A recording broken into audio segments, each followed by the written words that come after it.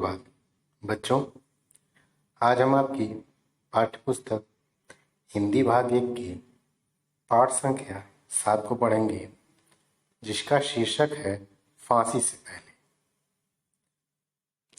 इस पाठ के अंतर्गत भगत सिंह को फांसी की सजा मिलने के उपरांत उनके द्वारा लिखे गए 3 पत्रों का विवरण है,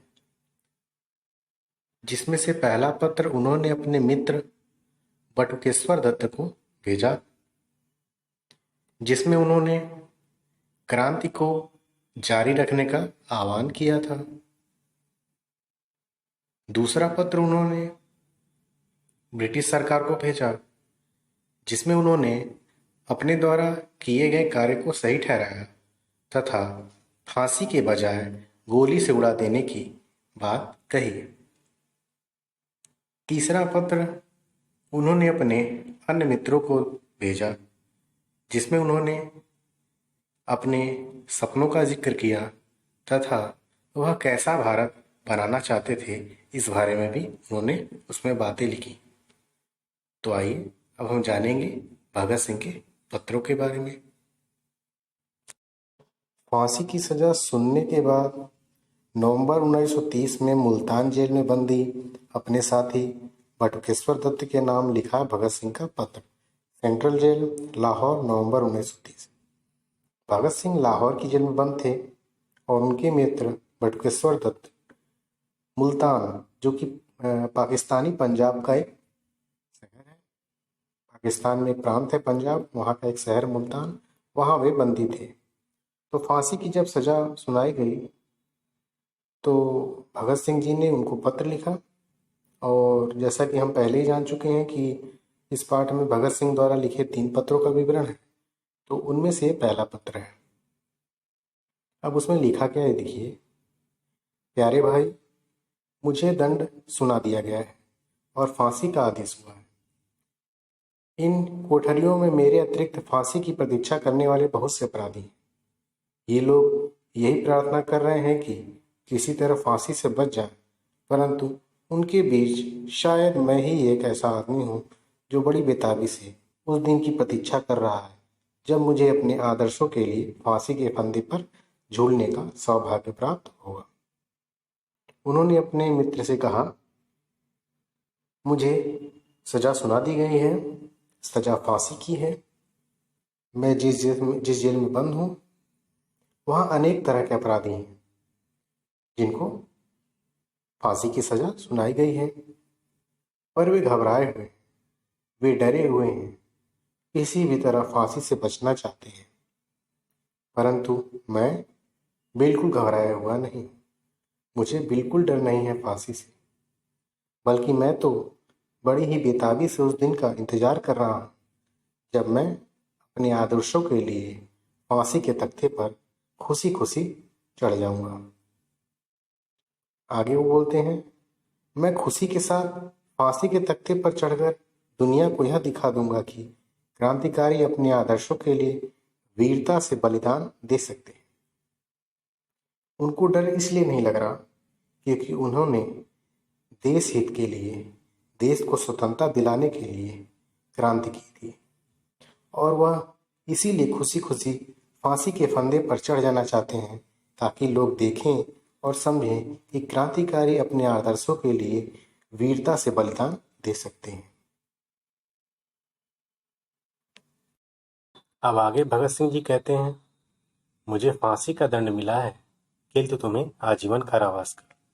तुम जीवित रहोगे और तुम्हें जीवित रहकर दुनिया को यह सिखाना है कि क्रांतिकारी अपने आदर्शों के लिए केवल मर ही नहीं सकते, बल्कि जीवित रहकर हर मुसीबत का मुकाबला भी कर सकते हैं।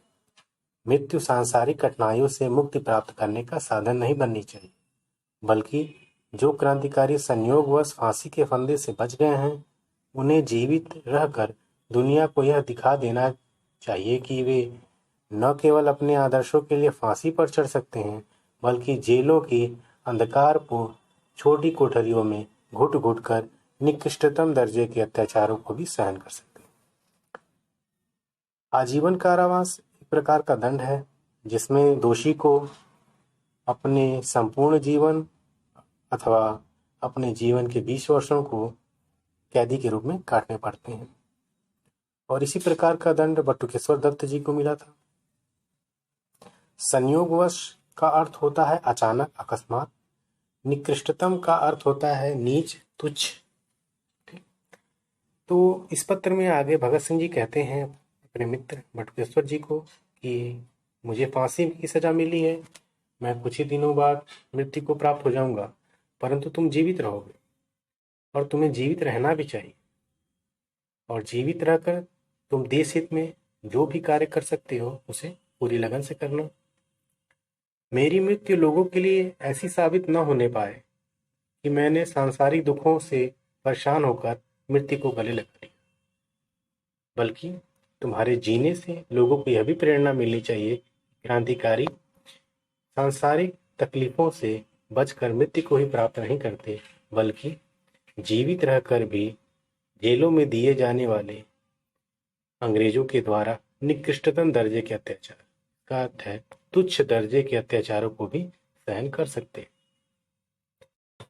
यह भगत सिंह का पहला पत्र समाप्त होता है। अब इसके बाद भगत सिंह का मुकदमा लड़ने वाले वकीलों के मध्य का वार्तालाप का उल्लेख है इसमें। भगत सिंह और उनके दोनों साथियों को फांसी लगने ही वाली है। उसे किसी तरह कुछ दिन रोकना चाहिए जिससे उन्हें फांसी से बचाने का प्रयत्न व्यापक रूप से हो सके। यह लाहौर षड्यंत्र अभियोग रक्षा समिति के कानून वशारते की राय थी। इसका एक ही उपाय था कि भगत सिंह और उनके साथी गवर्नर से दया याचना की प्रार्थना करें, पर भगत सिंह कभी भी इसके लिए तैयार नहीं हो सकते थे। इसे सब जानते थे। अभियोग का अर्थ होता है किसी व्यक्ति द्वारा किए गए बुरे आचरण के खिलाफ प्रार्थना। भगत सिंह पर जो मुकदमा चल रहा था, भगत सिंह की तरफ से जो पैरवी वकील कर रहे थे, उनका मानना था कि भगत सिंह को जल्द ही फांसी हो जाएगी। अगर उन्हें फांसी से बचाना है तो हमें थोड़ा समय चाहिए, और इसका केवल एक ही उपाय था कि भगत सिंह गवर्नर को दया याचना के लिए प्रार्थना पत्र भेजें। परंतु वे ये भी जानते थे कि भगत सिंह ऐसा कभी नहीं करेंगे। प्राणनाथ मेहता एडवोकेट की बात भगत सिंह मानते थे। वे 19 मार्च 1931 ईस्वी को जेल में भगत सिंह और उनके दोनों साथियों से मिले।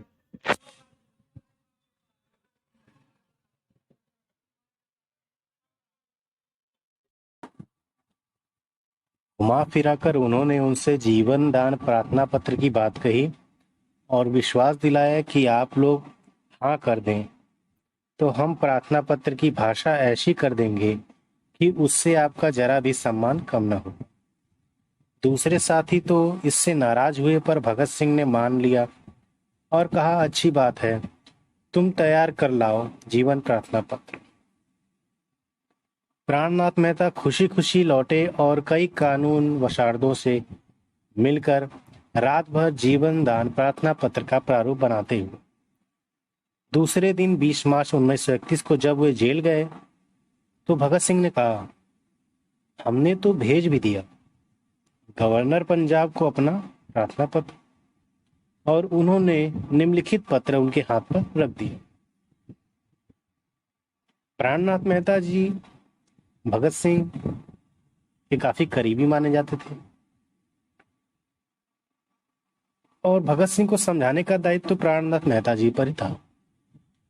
प्राणनाथ मेहता जी भगत सिंह से मिलने गए और घुमा फिराकर उन्होंने उनसे जीवन दान प्रार्थना पत्र की बात कही और उनको भरोसा भी दिलाया कि वह पत्र की भाषा ऐसी कर देंगे कि उनके जरा सम्मान पर जरा भी ठेस नहीं पहुंचेगी। भगत सिंह के साथी तो नाराज हुए, परंतु भगत सिंह तैयार हो गए। लेकिन जब वह पत्र तैयार कर प्राणनाथ मेहता जी अगले दिन भगत सिंह से मिलने गए तो भगत सिंह जी ने उन्हें एक पत्र थमा दिया जिसमें लिखा था, फांसी नहीं, हमें गोली से उड़ाया जाए। उस पत्र का विवरण इस प्रकार से है। आदरणीय महोदय, सेवा में सविनय निवेदन है कि भारत की ब्रिटिश सरकार के सर्वोच्च अधिकारी वायसराय ने एक विशेष अध्यादेश जारी कर लाहौर षड्यंत्र अभियोग की सुनवाई के लिए एक विशेष न्यायाधिकरण स्थापित किया, जिससे अक्टूबर 1930 में हमें फांसी का दंड सुनाया। हमारे विरुद्ध सबसे बड़ा आरोप यह लगा है कि हमने सम्राट जॉर्ज पंचम के विरुद्ध युद्ध किया है। न्यायालय के इस निर्णय से दो बातें स्पष्ट हो जाती। प्रथम यह कि अंग्रेज जाति और भारतीय जनता के मध्य एक युद्ध चल रहा है। दूसरी यह कि हमने निश्चित रूप से इस युद्ध में भाग लिया है। अतः राजकीय युद्धबंदी है, यद्यपि इसकी व्याख्या में बहुत सीमा तक अतिशयोक्ति से काम लिया गया, तथापि हम कहे बिना नहीं रह सकते कि ऐसा करके हमें सम्मानित किया गया। अध्यादेश का अर्थ होता है सरकार या विशिष्ट अधिकारी द्वारा जारी कोई आदेश। इस पत्र की शुरुआत में भगत सिंह ने लिखा कि हम पर लाहौर षड्यंत्र अभियोग की सुनवाई के लिए जो एक विशेष न्यायालय स्थापित किया गया है, उसने हमें फांसी का दंड सुनाया है। हमारे विरुद्ध सबसे बड़ा आरोप यह लगा है कि हमने सम्राट जॉर्ज पंचम के विरुद्ध युद्ध किए, और न्यायालय ने यह बात स्पष्ट भी कर दी है कि यह युद्ध भारतीय जनता और अंग्रेजों के मध्य में है। भले ही मुझे दोषी ठहराने के लिए बहुत सीमा तक अतिशयोक्ति बढ़ा चढ़ाकर बातों को पेश किया गया है, फिर भी इससे हम काफी हद तक सम्मानित हो रहे हैं। भगत सिंह जी आगे लिखते हैं कि प्रथम व्याख्या पर हम जरा विस्तार के साथ प्रकाश डालना चाहते हैं। हमारे विचार में प्रत्यक्ष रूप में ऐसी कोई लड़ाई छिड़ी नहीं हुई, और हम नहीं जानते कि युद्ध छेड़ने से न्यायालय का आशय क्या है, परंतु हम इस व्याख्या को स्वीकार करते हैं। इसके साथ ही हम इसे इसके ठीक अर्थों में समझाना चाहते हैं। इसके बाद भगत सिंह जी ने लिखा कि जो बातें हैं उन्हें विस्तार से समझने की आवश्यकता है। हमारा विचार ऐसा है कि ऐसा कोई युद्ध छिड़ा हुआ नहीं है, जैसा कि न्यायालय ने साबित किया, और हमें पता भी नहीं कि न्यायालय ने किस आधार पर इसे युद्ध करार दिया, परंतु हम उसे स्वीकार करते हैं। परंतु हमें इसे ठीक अर्थों में भी समझना चाहिए। हम यह कहना चाहते हैं कि युद्ध छिड़ा हुआ है, और यह युद्ध तब तक चलता रहेगा जब तक कि शक्तिशाली व्यक्ति भारतीय जनता और श्रमिकों की आय के साधनों पर अपना एकाधिकार जमाए रहेंगे। एकाधिकार का अर्थ है किसी एक व्यक्ति के हाथ में सभी अधिकारों का होना, चाहे ऐसे व्यक्ति अंग्रेज पूंजीपति व अंग्रेज शासक हों या सर्वथा भारतीय ही हो। उन्होंने आपस में मिलकर एक लूट जारी कर रखी है। यदि भारतीय पूंजीपतियों के द्वारा ही निर्धनों का खून चूसा जा रहा है, तब भी इस स्थिति में कोई अंतर नहीं पड़ता।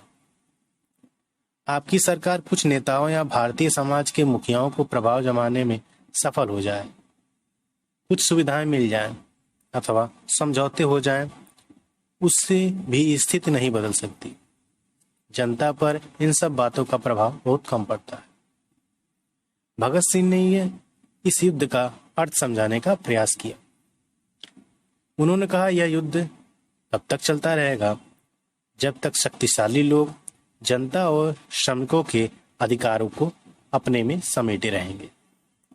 वह व्यक्ति चाहे अंग्रेज हो या स्वयं भारतीय ही क्यों न हो, इससे कोई फर्क नहीं पड़ता। ये युद्ध उसी तत्परता से चलता रहेगा जब तक निर्धन का अर्थ होता है जिसके पास कोई धन न हो, खून चूसा जाएगा। अब आगे भगत सिंह जी कहते हैं कि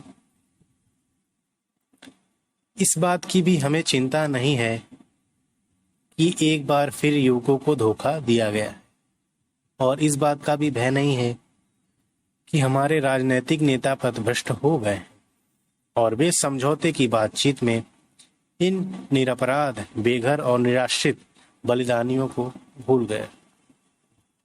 जिन्हें दुर्भाग्य से क्रांतिकारी दल का सदस्य समझा जाता। हमारे राजनीतिक नेताओं ने अपना शत्रु समझते हैं क्योंकि उनके विचार में वे हिंसा में विश्वास रखते। आगे भगत सिंह जी कहते हैं, हमारे युवाओं को पहले की भांति इस समय भी धोखा ही मिला।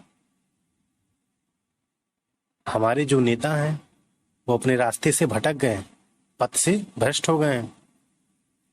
वे अंग्रेज सरकारों से समझौते कर रहे हैं, परंतु निरपराध, जिसने कोई अपराध न किया हो, निराश्रित का अर्थ होता है जो किसी पे आश्रित ना हो। निराश्रित शब्द में उपसर्ग और मूल शब्द आपको बताना है क्या क्या है। भगत सिंह जी कहते हैं कि हमारी सरकारों ने हमारे युवाओं पे बिल्कुल भी ध्यान नहीं दिया। पहले की ही भांति उन बेघर और बिना अपराध किए युवाओं को आज क्रांतिकारी समझा जाता है। उन्हें अनेक तरह की जेल में यातनाएं सहनी पड़ती हैं, परंतु हमारे राजनेता उनसे घृणा करते हैं। उनका मानना है कि वे हिंसा का सहारा लेते हैं और हिंसा किसी भी अर्थ में सत्य नहीं। हमारी वीरांगनाओं ने अपना सब कुछ बलिदान कर दिया। उन्होंने बलिवेदी पर अपने पतियों को भेंट दिया। उन्होंने अपने आप को भी न्यौछावर कर दिया, परंतु आपकी सरकार उन्हें कुछ नहीं समझती। आपके एजेंट भले ही झूठी कहानियां बनाकर उन्हें बदनाम कर दें और दल की ख्याति को हानि पहुंचाने का प्रयास करें, परंतु यह युद्ध चलता रहेगा, क्योंकि आंदोलनों में पुरुषों के साथ साथ वीरों के साथ साथ महिलाओं ने भी काफी हद तक भाग लिया। तो उनकी भी बात भगत सिंह जी ने सरकार तक पहुंचाई कि उन्होंने अपना सर्वस्व लुटा दिया देश को आजाद कराने के लिए, परंतु सरकार उनके विरुद्ध भी छल कपट की नीति अपना रही। हो सकता है कि युद्ध भिन्न भिन्न दिशाओं में भिन्न भिन्न रूप ग्रहण करे। कभी यह युद्ध प्रकट रूप ले, कभी इसी दशा में चलता रहे, कभी भयानक रूप धारण कर ले, कभी किसानों के स्तर पर जारी रहे, और कभी यह युद्ध इतना भयानक हो जाए कि जीवन और मरण की बाजी लग जाए। चाहे कोई भी परिस्थिति हो, इसका प्रभाव आप पर पड़ेगा। भगत सिंह जी ने कहा कि मेरी फांसी के साथ ये युद्ध खत्म होने वाला नहीं है। ये युद्ध चलता रहेगा, कभी धीरे धीरे चलेगा, कभी भयावह रूप ले लेगा, कभी किसानों के रूप में ऊपर उठेगा, और कभी कभी जीवन जीने और मरने पर आ मिटेगा। और इन सभी परिस्थितियों में हानि सिर्फ और सिर्फ ब्रिटिश सरकार की ही होगी। आगे भगत सिंह जी कहते हैं कि यह आपकी इच्छा पर निर्भर है कि आप जिस परिस्थिति को चाहें चुन लें, परंतु यह युद्ध चलता रहेगा। इसमें छोटी मोटी बातों पर ध्यान नहीं दिया जाएगा। बहुत संभव है कि युद्ध भयंकर स्वरूप धारण कर ले, और यह उस समय तक समाप्त नहीं हो जब तक कि समाज का वर्तमान ढांचा समाप्त न हो जाता। प्रत्येक व्यवस्था में परिवर्तन या क्रांति नहीं हो जाती और सृष्टि में एक नवीन युग का सूत्रपात नहीं हो जाता। भगत सिंह जी आगे कहते हैं कि यह युद्ध जारी रहे या फिर समाप्त रहे, यह पूर्णतः ब्रिटिश सरकार पर ही निर्भर करता है, क्योंकि वर्तमान परिस्थितियां ब्रिटिश सरकार के द्वारा ही उत्पन्न की गई हैं, और ऐसी दशा में वह चाहे तो इस युद्ध को रोक सकता है, और इस युद्ध में छोटी मोटी बातों पर ध्यान नहीं दिया जाएगा। बहुत संभव है कि यह युद्ध इतना भयंकर रूप ले ले कि जो वर्तमान समय में परिस्थितियां हैं वो सारी परिस्थितियां समाप्त हो जाएं। आगे वह कहते हैं कि निकट भविष्य में यह युद्ध अंतिम रूप में लड़ा जाएगा और तब यह निर्णायक होगा। साम्राज्यवाद एवं पूंजीवाद उस समय के मेहमान हैं। यही वह युद्ध है जिसमें हमने प्रत्यक्ष रूप से भाग लिया है। हम इसके लिए अपने पर गर्व करते हैं कि यह युद्ध न तो हमने प्रारंभ ही किया और न हमारे जीवन के साथ समाप्त ही होगा। हमारी सेवाएं इतिहास के लिए अध्याय के लिए मानी जाएंगी, जिसे यतीन्द्रनाथ दास और भगवती चरण के बलिदानों ने विशेष रूप में प्रकाशमान कर दिया। उनके बलिदान महान है। अब भगत सिंह जी कहते हैं कि जाहिर है कुछ समय बाद भविष्य में यह युद्ध निर्णायक रूप ले ले, अर्थात इस युद्ध का निर्णय आ जाएगा हमारे समक्ष, और इसका निर्णय यह होगा कि साम्राज्यवाद और पूंजीवाद जैसी बुराइयां समाप्त हो जाएंगी।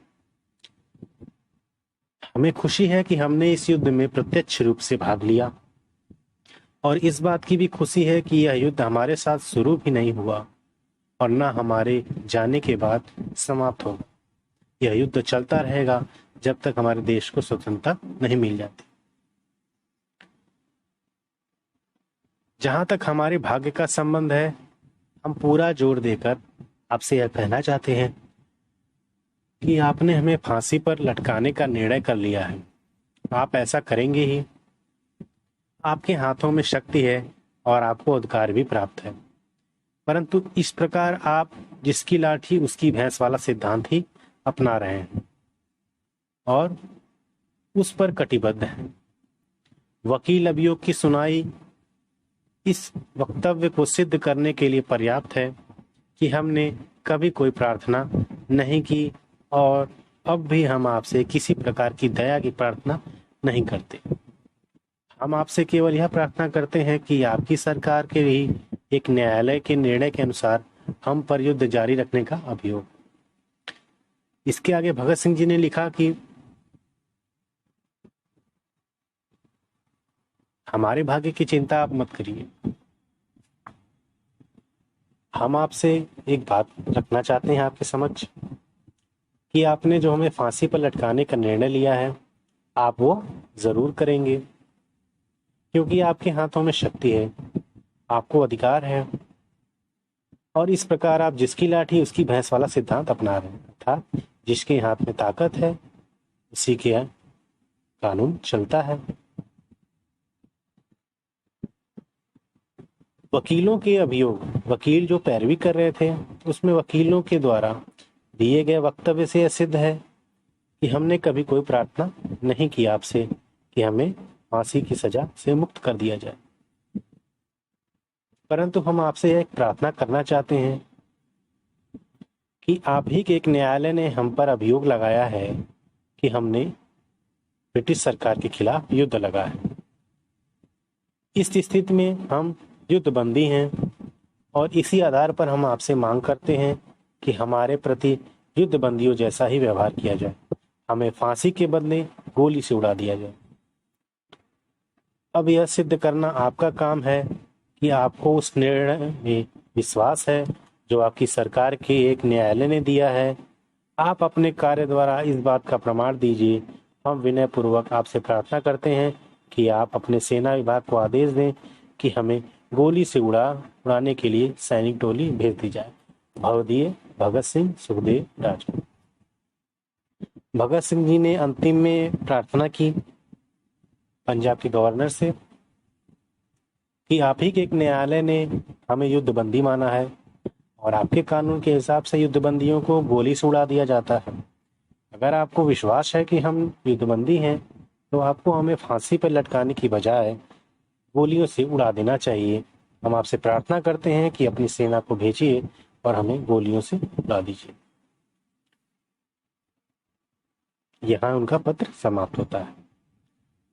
फांसी के ठीक एक दिन पहले 22 मार्च 1931 को सेंट्रल जेल के ही वार्ड नंबर 14 में रहने वाले बंदी क्रांतिकारियों ने भगत सिंह के पास एक पर्चा भेजा। सरदार, यदि आप फांसी से बचना चाहते हो तो बताएं, इन घड़ियों में भी शायद कुछ हो सके। भगत सिंह ने उन्हें उत्तर भेजा। जो भगत सिंह के ही बगल के वार्ड में रहने वाले क्रांतिकारी दल के नेता थे, जिन्हें भी सजाएं हुई थी, वह भगत सिंह को बचाने का प्रयास कर रहे थे। उन्होंने भगत सिंह जी को एक पत्र भेजा जिसमें उन्होंने लिखा था कि सरदार, अगर आप फांसी से बचना चाहते हैं तो इन थोड़े समय में भी कुछ हम कर सकते हैं। आप बताइए, उत्तर भेजिए हमको। तब भगत सिंह ने तीसरा पत्र लिखा उन साथियों के नाम। साथियों, जिंदा रहने की ख्वाहिश कुदरती तौर पर मुझ में भी होनी चाहिए और मैं इसे छिपाना नहीं चाहता, लेकिन मेरा जिंदा रहना एक शर्त पर है। मैं कैदी होकर या पाबंद होकर जिंदा नहीं रहना चाहता। मेरा नाम हिंदुस्तानी इंकलाब पार्टी का निशान बन चुका है और इंकलाब पसंद पार्टी के आदर्शों और बलिदानों ने मुझे बहुत ऊंचा कर दिया है, इतना ऊंचा कि जिंदा रहने की सूरत में इससे ऊंचा मैं हरगिज नहीं हो सकता। आज मेरी कमजोरियां लोगों के सामने नहीं हैं। अगर मैं फांसी से बच गया तो वे जाहिर हो जाए और इंकलाब का निशान मध्यम पड़ जाए। मध्यम का अर्थ होता है एकदम धीमा या शायद मिट ही जाए। लेकिन मेरे दिलराना ढंग से हंसते हंसते फांसी पाने की सूरत में हिंदुस्तानी माताएं अपने बच्चों को भगत सिंह की बनने की आरजू किया करेंगी। आरजू का अर्थ होता है इच्छा या कामना। और देश की आज़ादी के लिए बलिदान देने वालों की तादाद इतनी बढ़ जाएगी कि इंकलाब को रोकना साम्राज्यवाद की संपूर्ण शैतानी शक्तियों के बस की बात न रहेगी। उन्होंने अपने मित्रों से कहा, क्रांतिकारी मित्रों से, कि अगर आज मैं फांसी से बचने का प्रयास करता हूं तो लोगों के सामने मेरी कमजोरियां जाहिर हो जाएंगी और जो इंकलाब का नारा मैंने दिया था वो एकदम धीमा पड़ जाएगा या फिर नष्ट हो जाएगा और स्वतंत्रता एक स्वप्न रहकर रह जाएगा। और यदि मैं हंसते हंसते फांसी पर चढ़ जाता हूं तो हिंदुस्तान की सभी माएं अपने बच्चों को भगत सिंह बनने की प्रेरणा देंगी और इस प्रकार देश के लिए बलिदान देने वालों की तादाद इतनी बढ़ जाएगी कि साम्राज्यवादी शैतानी शक्तियां उन पर हावी नहीं हो पाए।